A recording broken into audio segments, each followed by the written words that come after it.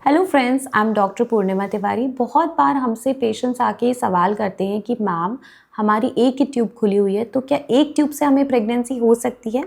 हाँ, बिल्कुल हो सकती है। तो आज हम डिटेल में जानते हैं कि प्रेगनेंसी कैसे ठहरती है और एक ट्यूब से प्रेगनेंसी कैसे हो सकती है। देखिए, प्रेगनेंसी जब भी होती है तो उसमें क्या होता है कि हर महीने आपकी ओवरी यानी अंडेदानी से एक अंडा रिलीज होता है। उसके पास की फैलोपियन ट्यूब उसे पकड़ लेती है और अपने अंदर वो अंडा ले लेती है। जब आप संबंध बनाते हैं तो स्पर्म ऊपर चढ़ते हैं, अंडे से मिलते हैं और ट्यूब में फर्टिलाइजेशन होता है। 4 दिन के बाद 5वें दिन ये जो बना हुआ एम्ब्रियो है ये यूट्रस में जाके अंदर चिपक जाता है और प्रेगनेंसी ठहर जाती है।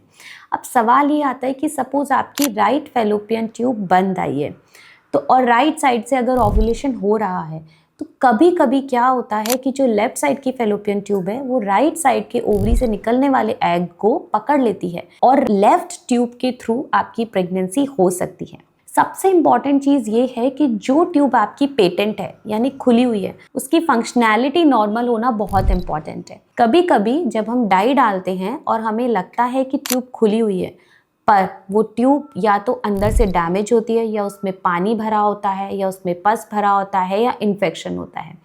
अगर एक खुली हुई ट्यूब फंक्शनल एस्पेक्ट से नॉर्मल नहीं है तो प्रेगनेंसी करने में आपको दिक्कतें आ सकती हैं। तो अब ट्यूब डैमेज होने के क्या क्या रीज़न हो सकते हैं?